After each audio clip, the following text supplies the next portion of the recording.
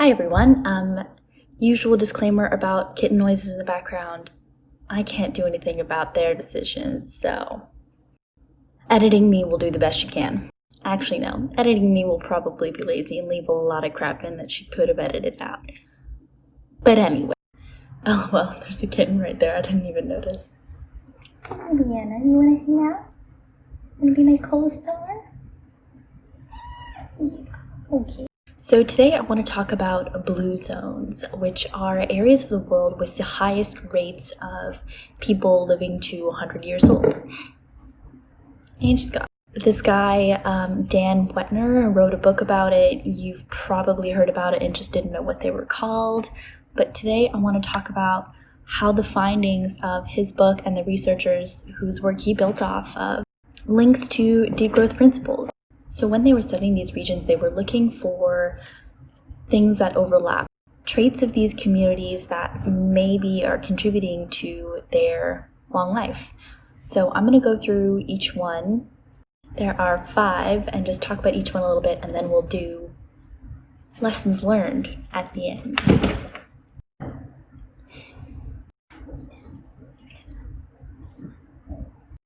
Okay, first up is Sardinia, Italy. Sardinia is an island with a very interesting history. They have been conquered by almost everybody in the region at one point or another, and that has kind of created a culture that is very tight-knit and in a lot of ways has developed very isolated from areas nearby. One of the consequences of this is that they have a pretty small gene pool that is quite undiluted, and a large proportion of the population has a gene that has been linked to longevity. So that probably contributes to some of why people in Sardinia live longer, but even those without the gene have been found to live longer on average. So the things that researchers noticed about this community is that they eat pretty little meat. It's generally reserved for special occasions or Sundays. Their diet in general is mostly fruits, vegetables, whole grains, and legumes. They generally eat more cheese than the other groups I'm going to talk about today, but their cheese is particularly high in omega-3 fatty acids, which are important for our health.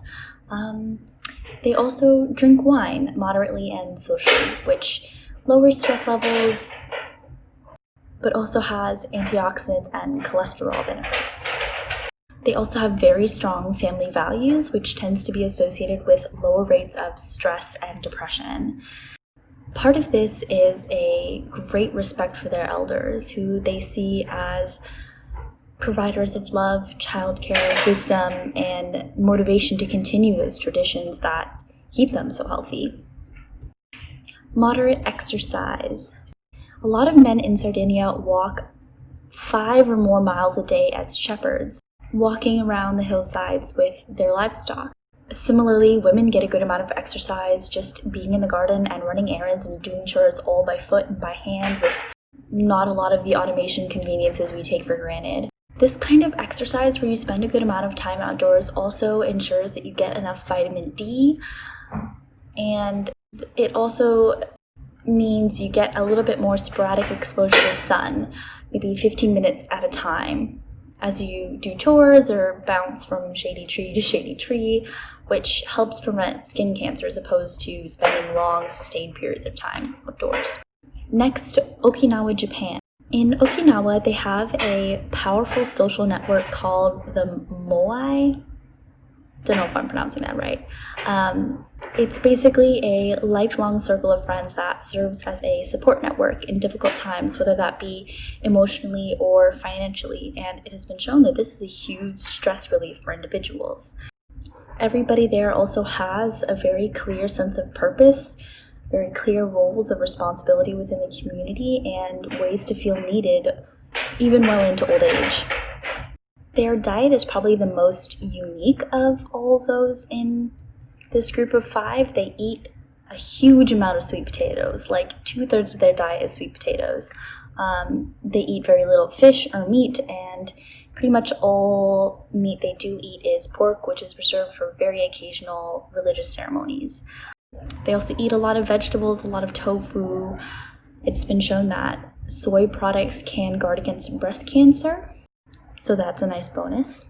Pretty much everybody also has a garden, which provides that moderate exercise with a very wide range of motion as you squat down and you dig and lift all kinds of things. So yeah, that provides exercise as well as stress reduction and is a great source of consistent fresh produce. Another really unique thing about their lifestyles is that they have very little furniture in Okinawa. They eat and they sit and they sleep on the floor pretty much. This means that even the elderly must get up and down off the floor dozens of times per day, which keeps them strong and agile much later into life. Third is the Seventh-day Adventists in Loma Linda, California. In this community, religion is obviously very important. They take Sunday very seriously. It is a time to really take a day off, focus on your social connections, focus on your family, religion, and spending time outside and exercising and connecting with others. They also eat much less meat than the average American, if not are just completely vegetarian, which means they have lower blood pressure, cholesterol, and rates of heart disease relative to the American average. They also eat a lot of nuts, fruits, vegetables, and whole grains. Some academics contribute this to the fact that processed foods aren't mentioned in the Bible, and so there isn't a whole lot of value placed on them. Also, being in Southern California, fruits and nuts are pretty easy and affordable to get. Eating 2 or more servings of fruit per day is correlated with 70% less lung cancer. Similarly, eating around 3 servings of legumes Their religion also really encourages giving back, which keeps people active and engaged in their communities even in their old age as they volunteer and do things that help provide a sense of purpose in retirement. But most importantly, their religion means they spend a lot of time with each other, socializing, and they share each other's values and support each other, a lot like the Okinawan principle of that tight-knit circle of friends. Fourth, Nicoya, Costa Rica. In Nicoya, like Okinawa, they also have a sense of purpose. They call it plan de vida, or reason to live, which promotes a very positive outlook and keeps elders active in their community, keeps them staying social and feeling needed and feeling like they can contribute. Elders also live with their families, as opposed to a lot of places in the world now where we kind of just stick them in retirement homes and forget about them. Again, diet is generally moderate in volume. They have a light and early dinner, which has been shown to be better for you. Their diet is very much so focused on the 3 sisters of corn, squash, and beans, which I've talked about in previous videos, is a very important part of Native American culture, but diet as well. They also eat very little meat. Relative to other groups here, they actually eat a decent amount of refined sugar and dairy. So that is something a little bit different and maybe indicates that those things aren't so bad for us in moderate amounts. Their culture also is just geared towards finding a lot of joy in physical work and chores, which keeps them active, and they also walk pretty much everywhere. So like the other examples, they're getting moderate interspersed exercise. Which brings us finally to Ikaria, Greece, which is usually touted as being the region of the world with the longest living people. They have pretty much no dementia, very few chronic diseases, and 1 in 3 will make it to their 90s. Again, moderate exercise from gardening and yard work, walking to the neighbors' houses, running errands, doing chores, and obviously the Mediterranean diet, which has pretty little meat, a little bit of fish, but mostly fruits, vegetables, whole grains, and legumes. The main difference in this diet compared to others is the heavy use of olive oil, which has monounsaturated fats, which is better for your cholesterol levels. They also drink a lot of herbal teas, which have a lot of antioxidants, and it's social activities that they're getting to connect with others while they're doing that. In the Greek Orthodox religion, you fast for anywhere between 180 to 200 days of the year, so more than half. They're advised to be basically vegan every Wednesday and Friday, not having any meat or dairy, really. So yeah, this kind of periodic fasting means that for more than half of the year, their religion asks them to be vegetarian, with some kind of exceptions for some seafood. And all of this, the eating and the drinking and religious stuff, is all very social. They're a very tight-knit community and support each other and have healthy social lives. They also take a nap in the afternoon. People who nap regularly have up to 35% lower chance of dying from heart disease.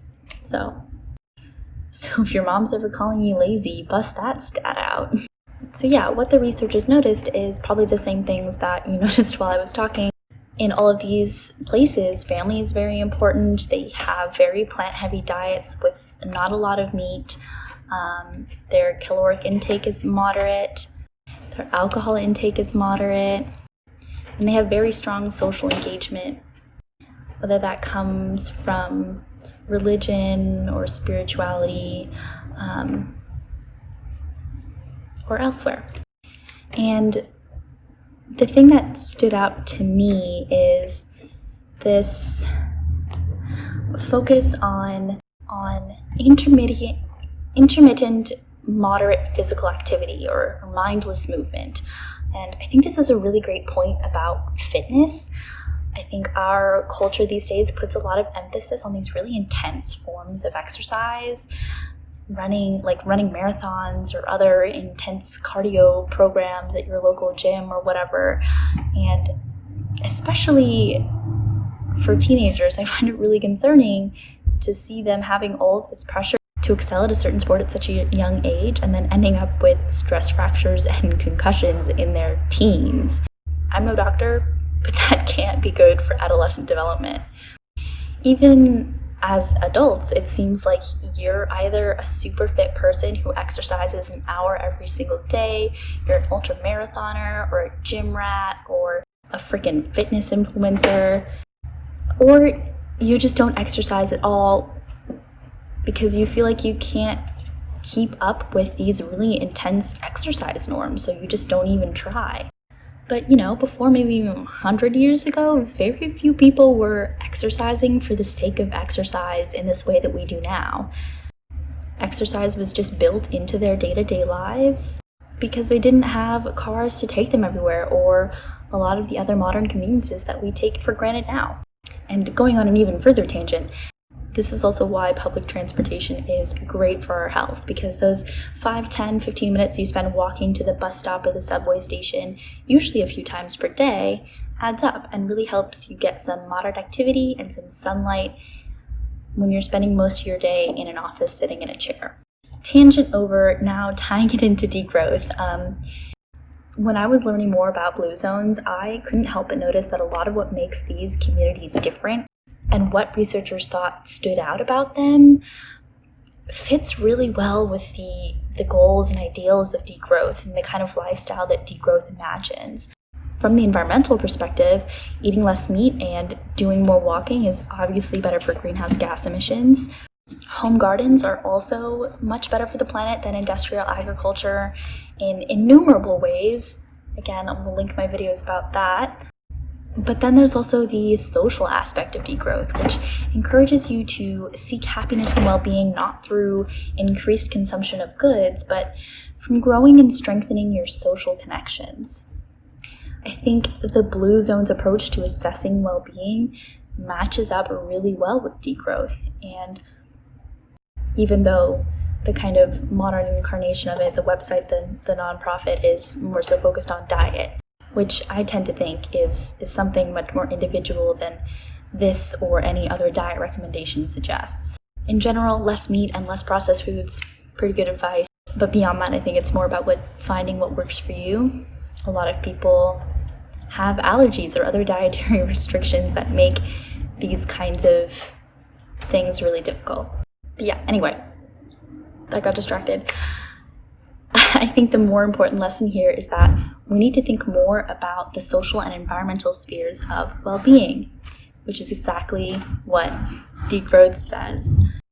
I also want to do a follow-up video talking about how we value the elderly, because I noticed here that in all of these communities, the elderly continue serving an important and invaluable role in their families and communities well after what we would consider retirement age. And part of what degrowth calls for is a shift in how we value things in general, and a key component of that is changing how we value labor and redefining what it means to be productive.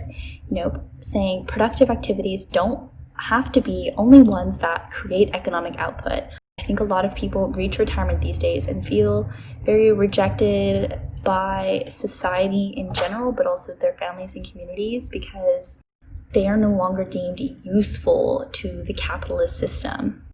Anyway, I don't want to get too deep into that now, but that's definitely a video that I'm pondering, and if you have any thoughts, please share them with me.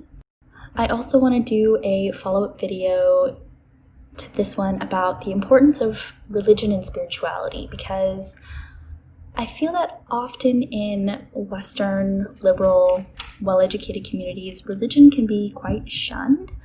It's blamed for people's failure to believe in science, and it's blamed for all kinds of violence, but as we see in these examples, it can be a really important part of well-being, and it's something that I haven't seen degrowth activists talk about too much.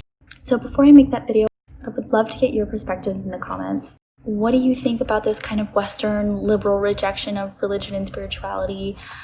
What role does religion or spirituality play in your life? Even things that maybe you wouldn't explicitly consider religious activities or spiritual in any way, but just like any kind of club or group of people with whom you get together regularly, with who you share core values, and who support each other. So yeah, please share your thoughts on all of that in the comments. It will really help me kind of formulate my own thoughts. Please share your thoughts in the comments. If you enjoyed this video, please give it a like. I'm posting once a week now instead of twice, so subscribe and click the notification button so you don't miss one. My videos tend to build on each other a lot, so if you're new and like something didn't make sense from this video, maybe you have no idea what degrowth is and this whole thing made just about no sense, you're going to want to go back and watch earlier videos. Also, if you missed my last video, I started a Patreon. I'm a busy gal these days, so it really helps me justify all the time I spend on this little project.